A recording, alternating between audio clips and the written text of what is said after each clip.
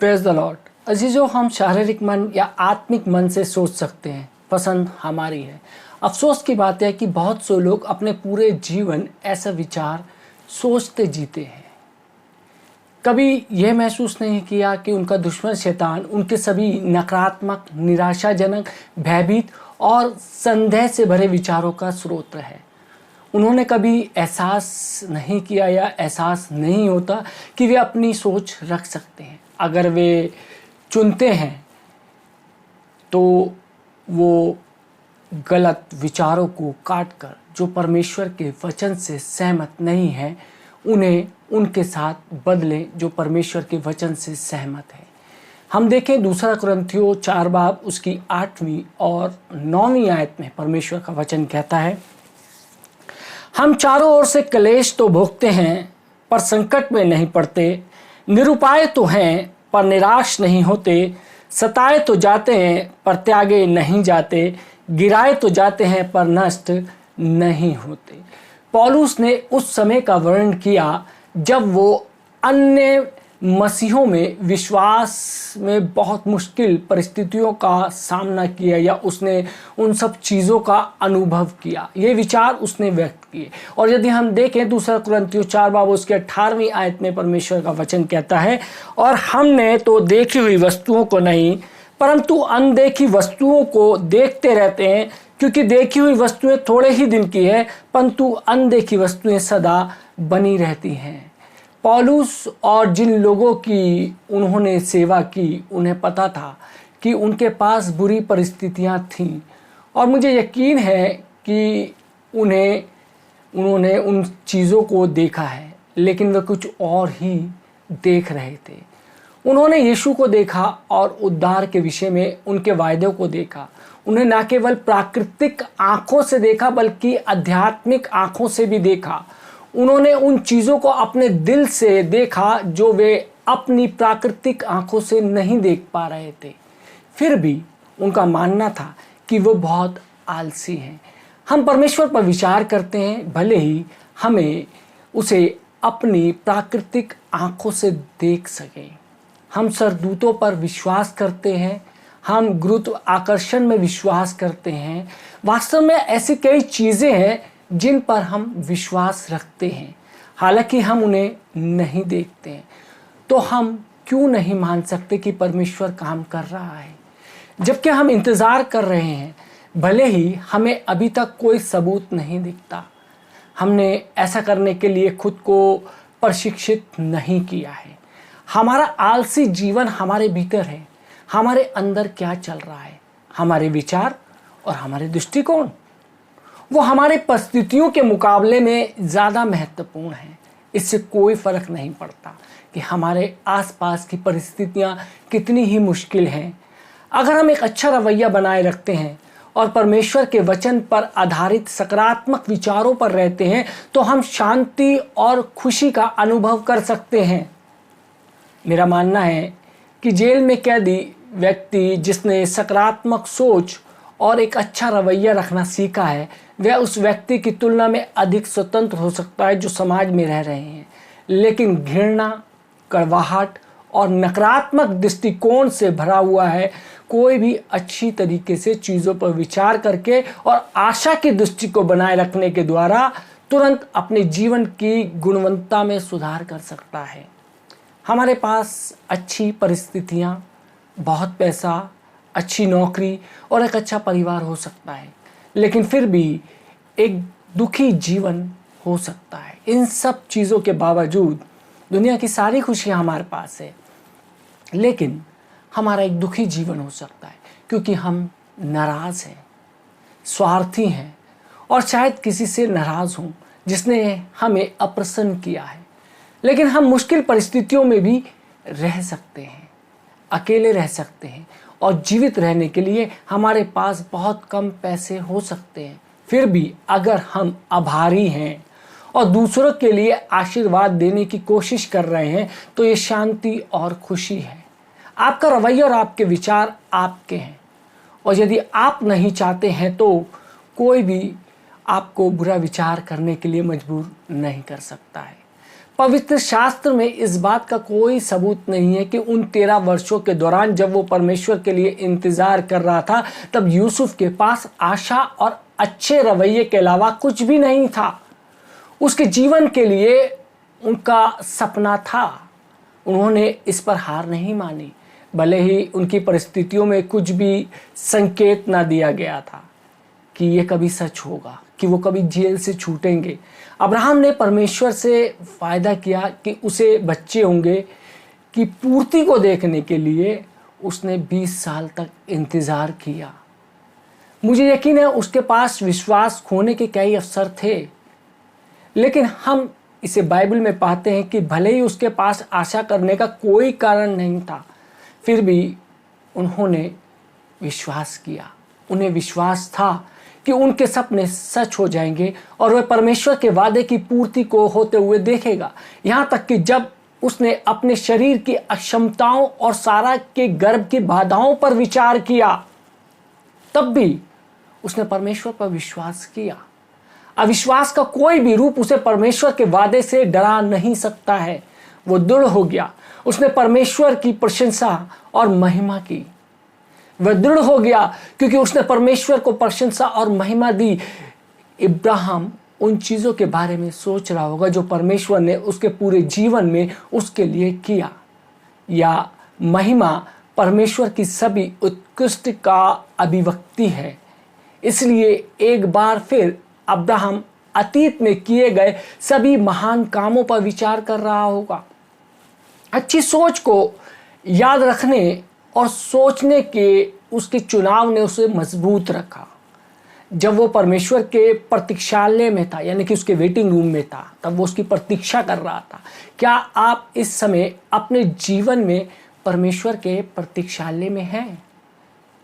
शायद आप लंबे समय से वहां रहे हैं, किसी चीज की प्रतीक्षा कर रहे हैं। क्या यह आपकी अपेक्षा से काफी लंबा है?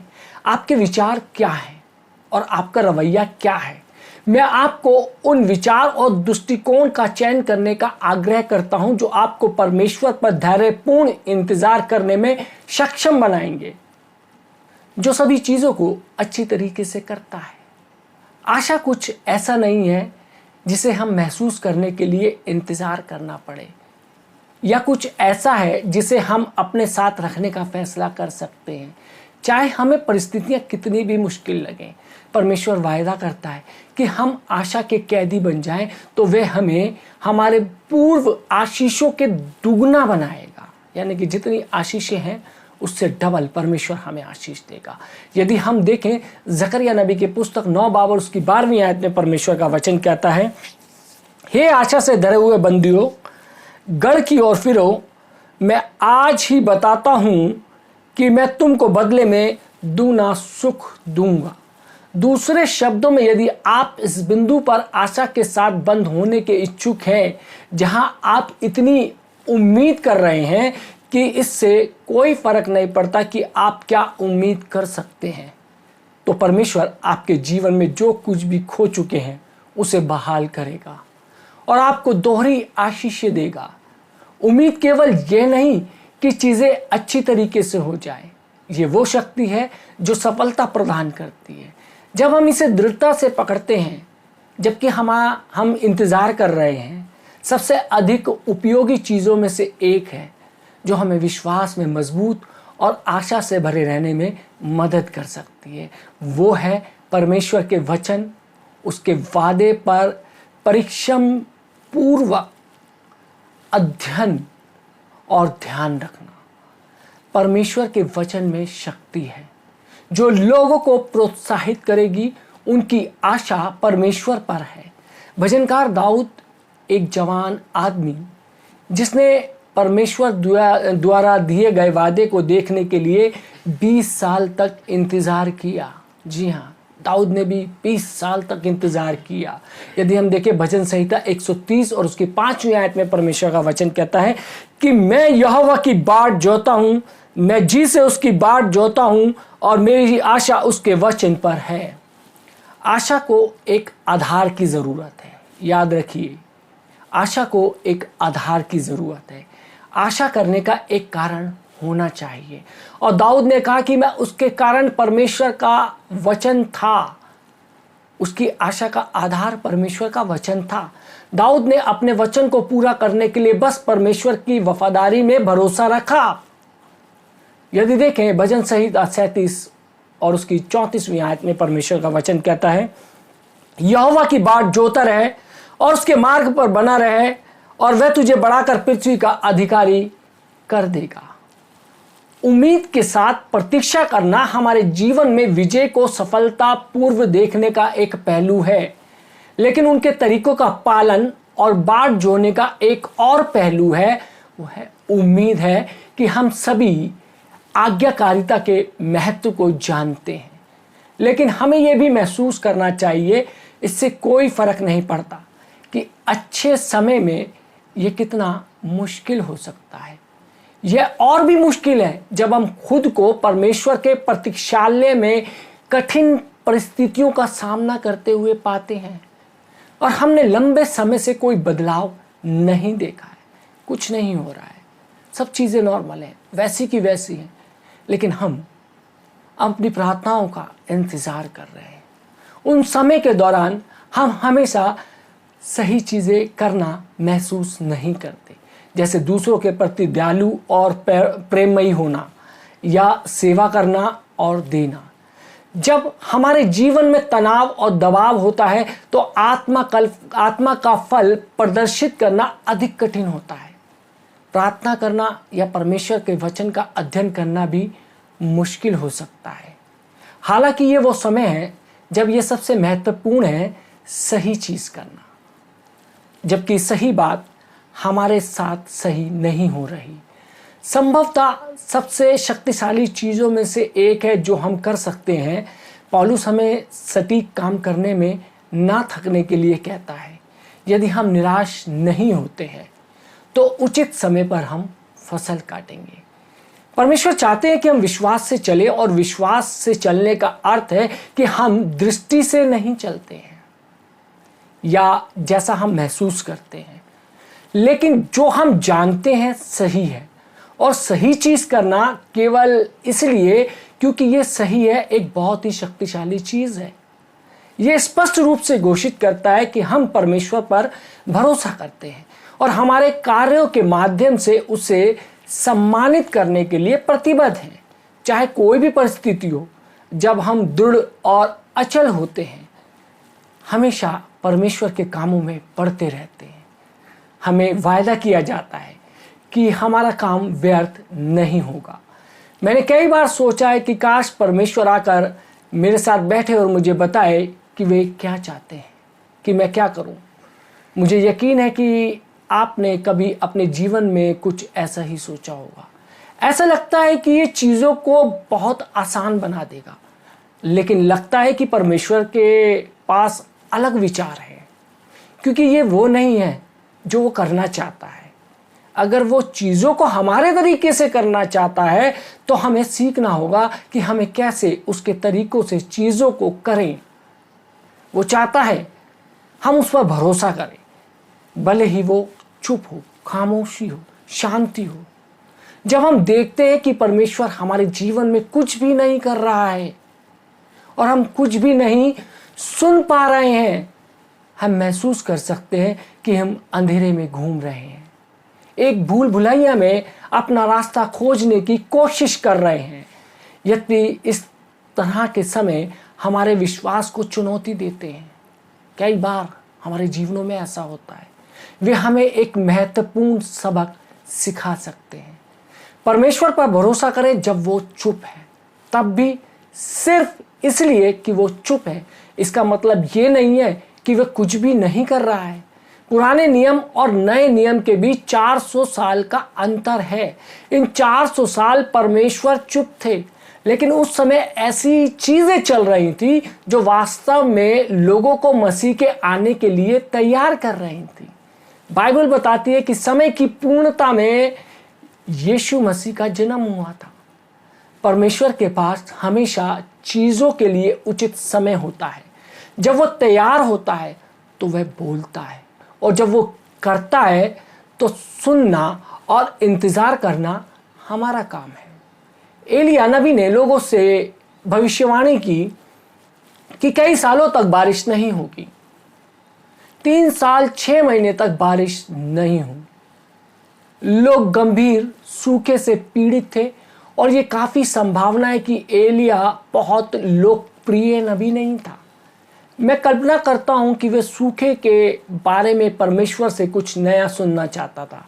लेकिन पहला राजा 18 बाब उसकी 1 आयत के अनुसार लंबे समय बाद 3रे वर्ष में यहोवा का वचन एलिया के पास आया। उसे एक और निर्देश आया। इस बार उन्होंने ये घोषणा करनी पड़ी कि बारिश आ रही है और ऐसा ही हुआ। परमेश्वर के अन्य उदाहरण हैं जहां वे उन लोगों के साथ चुप रहे थे जो उस पर भरोसा करते थे। वो अय्यूब और अब्राहम के साथ चुप रहे थे। अय्यूब 23 में उस निराशा में स्पष्ट अंतर्दृष्टि देता है जो अय्यूब को महसूस हुई जब वह परमेश्वर को ढूंढने या उससे सुनने में सक्षम नहीं था। यानी कि परमेश्वर खामोश था, कोई बात नहीं हो रही थी।